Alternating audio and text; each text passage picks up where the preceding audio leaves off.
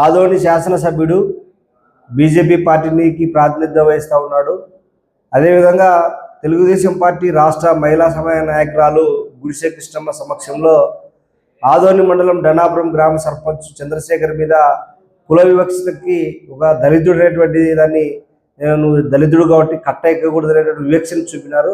ముందుగా వాళ్ళిద్దరి మీద స్థానిక శాసనసభ్యుడు పాఠశాల గారి మీద గుడిసె కృష్ణమ్మ మీద ఎస్సీ ఎస్టీ కేసు నమోదు చేయాలని చెప్పేసి సిపిఐ నంద్యాల జిల్లా సమితి నుంచి మేము డిమాండ్ చేస్తూ ఉన్నాం. ఇంత వివక్ష చట్టాలని రూపొందించేటువంటి ఒక శాసనసభ్యుడు చట్టాల పరిధిలో ఉన్నటువంటి కార్పొరేషన్కి అధిపతిగా ఉన్నటువంటి వాళ్ళ సమక్షంలోనే ఒక దళిత గ్రామ ప్రథమ పౌరుడిని ఆ విధంగా అవమానం చేసి మీడియాలో వచ్చే విధంగా చర్య తీసుకున్నా కూడా ఇంతవరకు వాళ్ళ మీద ఎస్సీ ఎస్టీ కేసు నమోదు చేయకపోవడం అనేటువంటిది దుర్మార్గం. కాబట్టి ప్రభుత్వం వెంటనే ఈరోజు ఖచ్చితంగా ఎస్సీ ఎస్టీ కేసు నమోదు చేయాలని చెప్పి వాళ్ళ వివక్షకు వాళ్ళ మనసులో ఉన్నటువంటి భావాన్ని ఆ రోజు కట్ట మీద ఎక్కకూడదు, కిందనే ఉండాలనేటువంటి దాని మీద మేము సిపిఐగా ఖండిస్తూ ఉన్నాం. ఇంకా నేటికి దళితులకు సంబంధించినటువంటి ఒక ప్రజాప్రతినిధులని ఏ విధంగా చూస్తూ ఉన్నారు అనేటువంటిది ఒకసారి ఇది విస్ఫోటంగా తెల్లమైంది.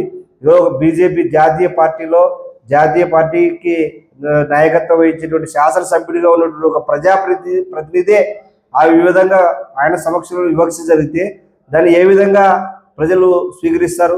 ఈరోజు అదే ఆదోని కాన్స్టిట్యున్సీలో అనేక మంది దళిత సంబంధించినటువంటి ప్రజల మీద హత్యలు పబ్లిక్లోనే, అదే ఆదోని ఆలూరు కాన్స్టిట్యున్సీలోనే హత్యలు చేయడం జరిగింది. లేదంటే ఒక దళిత అమ్మాయిని పెళ్లి చేసుకున్నాడు అని చెప్పేసి బీసీ అమ్మాయిని పెళ్లి చేసుకున్న దళితుల మీద బహిరంగంగానే కొట్టడం జరిగింది. దీనికన్నిటికీ ఆద్యమే ఉంటే వీళ్ళ మనస్తత్వం కూడా ఆ విధంగా ఉంది కాబట్టి ఈరోజు అలాంటి సంఘటనలు జరుగుతూ ఉన్నాయి. దీని మీద ఖచ్చితంగా ఎస్సీ ఎస్టీ కేసు నమోదు చేసి అరెస్ట్ చేయాలని చెప్పేసి మేము సిపిఐగా డిమాండ్ చేస్తూ ఉన్నాం.